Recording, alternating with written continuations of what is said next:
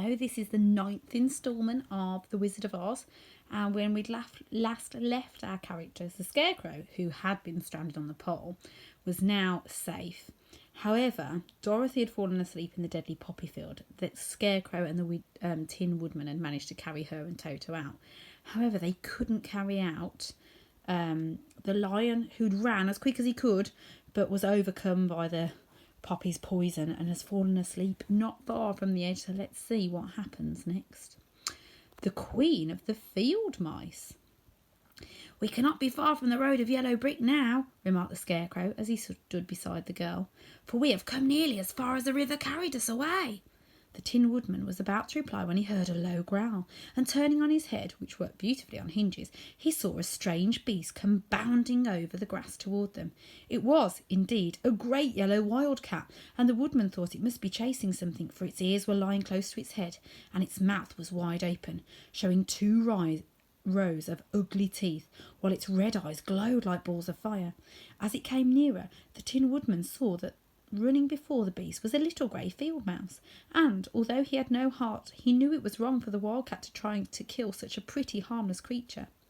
So the Woodman raised his axe, and as the wildcat ran by, he gave it a quick blow that cut the beast's head clean off from its body, and it rolled over at his feet in 2 pieces. That's a bit grim.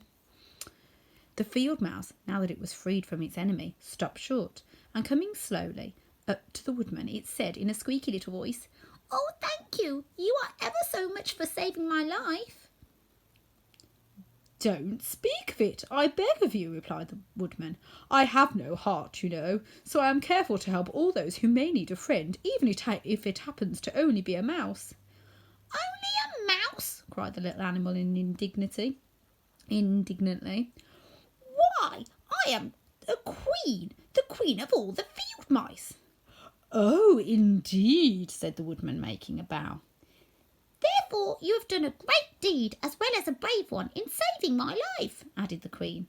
At that moment several mice were seen running up as fast as their little legs could carry them, and when they saw their Queen, they exclaimed, "Oh, your Majesty, we thought you would be killed. How did you manage to escape the great wildcat?" They all bowed so low to the little Queen that they almost stood upon their heads. "This funny tin man," she answered, "killed the wildcat and saved my life. So hereafter you must all serve him and obey his slightest wish." "We will!" cried all the mice in a shrill chorus, and then they scampered in all directions, for Toto had awakened from his sleep, and seeing all these mice round him, he gave one bark of delight and jumped right into the middle of the group. Toto had always loved to chase mice when he lived in Kansas, and he saw no harm in it. But the Tin Woodman caught the dog in his arms and held him tight, while he called back to the mice, Come back! Toto shall not hurt you." At this, the Queen of the Mice stuck her head out from underneath a clump of grass, and asked in a timid voice, "Are you sure he will not bite us?" "I will not let him," said the Woodman, "so do not be afraid." One by one, the mice came creeping back, and Toto did not bark again, although he tried to get out of the Woodman's arms and would have bitten him had he not known very well he was made of tin. Finally, one of the biggest mice spoke. "Is there anything we can do," it asked, "to repay you for saving the life of our Queen?" "Nothing that I know of," answered the Woodman, but the Scarecrow, who had been trying to think, but could not because his head was stuffed with straw, said quickly, "Oh, yes, you can save our friend, the Cowardly Lion who is asleep in the poppy bed." "A lion?" cried the little Queen. "Why, he would eat us all up." "Oh, no," declared the Scarecrow. "This lion is a coward." "Really?" asked the mouse. "He says so himself," answered the Scarecrow, "and he would never hurt anyone who is our friend. If you will help us to save him, I promise that he shall treat you with all the kindness." "Very well," said the Queen. "We trust you, but what shall we do?"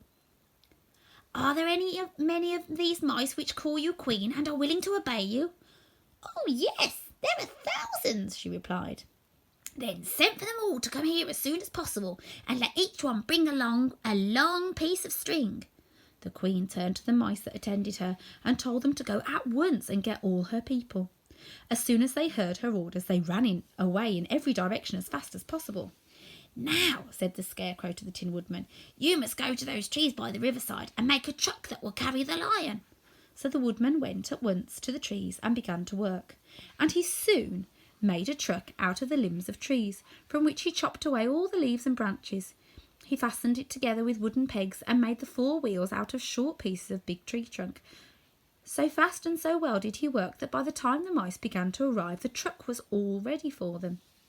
They came from all directions, and there were thousands of them, big mice and little mice and middle-sized mice, and each one brought a piece of string in his mouth. It was about this time that Dorothy woke from her long sleep and opened her eyes. She was greatly astonished to find herself lying upon the grass, with thousands of mice standing around and looking at her timidly.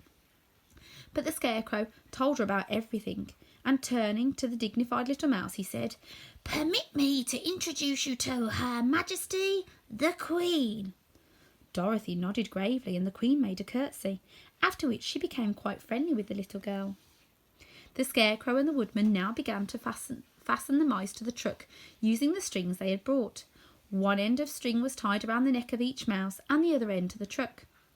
Of course, the truck was 1,000 times bigger than any of the mice who were to draw it, but when all the mice had been harnessed, they were able to pull it quite easily.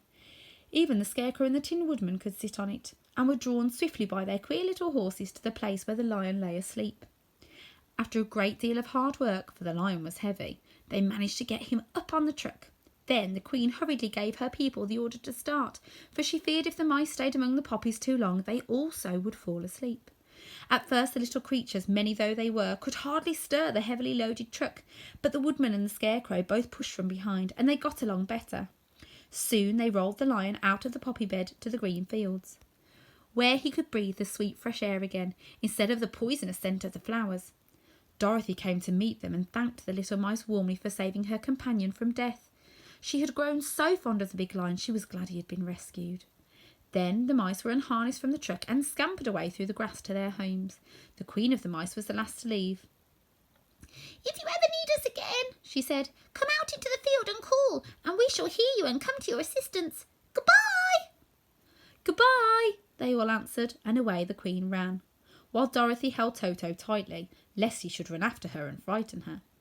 After this they sat down beside the lion until he should awaken, and the Scarecrow brought Dorothy some fruit from a tree nearby, which she ate for her dinner.